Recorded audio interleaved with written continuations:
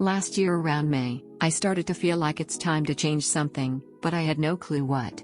What I was aware of was that I was not feeling good in my own skin anymore. It just felt uncomfortable to continue to live like that. I couldn't get proper sleep. I don't even know how I was capable of concentrating at courses and still getting high grades. I would often argue with my ex-boyfriend and so on. All in all, it felt fake. The character I was living as was not me. At first I thought that the main problem would be this relationship with my ex. It took me long to realize how this energy exchange with him really affected me, because I would often find myself doing or saying stuff, or even behaving in a way that would just not be me. So I broke up with him. I thought that this was a good decision, that this would solve it all, and that things are going to be fine from then on. But apparently, the whole year of college sucked. Friends started to forget about me, but I thought that maybe it's because we all are in college and we have a lot of stuff to get done, so there was no reason for me to get mad at them. The colleagues started to be rude to each other, which made me feel so anxious, and the anxiety was so bad that I had moments when I wouldn't want to attend courses. My presentations would be shit. Something unusual for me, because I'd make great presentations. I literally put my whole academic situation at risk.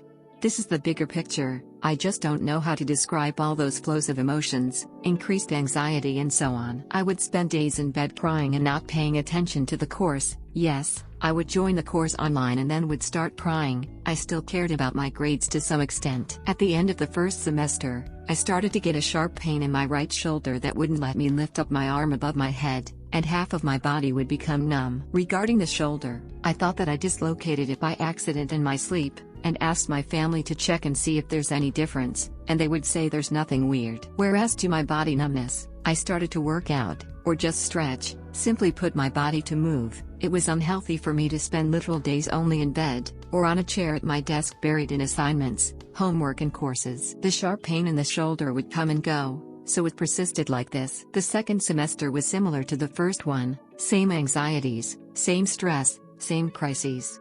I was stunned when I realized why I was actually crying. I had no idea who I was, and who I was then felt like a role that I was playing. I was so impatient for the semester to finally end, and when it did, I don't even think I realized that, because I would unconsciously be under that same stress.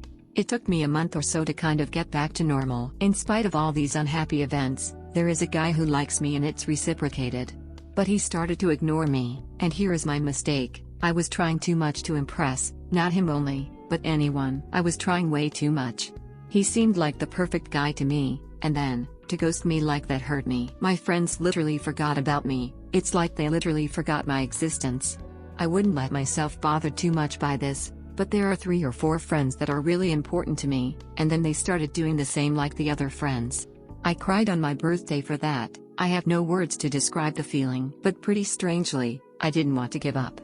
Deep inside, somewhere, was still a gram of hope. I started doing shadow work. I'm still doing it. I thought of my self-concept. How I ended up like this, for how long I was wearing this mask, how did I overgrew this, etc. All this made me realize the next things, probably the most important point. I was living a story that wasn't mine. I became so accustomed to this mask, and this false image attributed to me by others, that I just thought that this is really how I am. I would dive deeper into this topic, since it has a lot to do with my childhood. Because I cared too much about other people. I was also busy with impressing them, and I would do this by absurdly judging and putting myself down. I learned that each person, perhaps, has their own unresolved trauma and most people just project.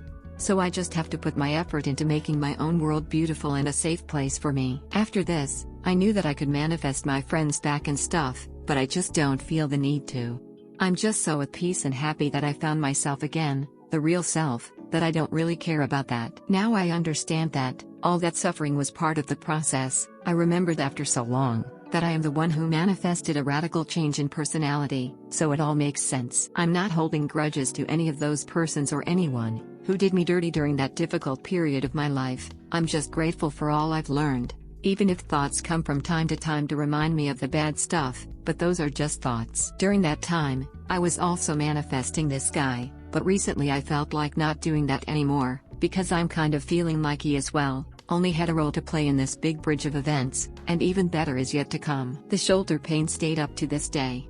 I notice that it starts to hurt only when I'm repressing some emotion, when I'm lying to myself. Maybe that's my body's way of communicating with me. Trust the goddamn process. And if possible, don't forget your manifestation like I did, and I couldn't understand why were some things happening. It's a difference between letting go, and totally forgetting and freaking out and not understanding anything anymore. And don't repress your emotions, let them out, cry, it's going to make you feel better, at least that's how it works for me. Because only after last night's good cry, I fully remembered my manifestation. And I looked at my progress and I was shocked to see how different I am from how I was last year at this time.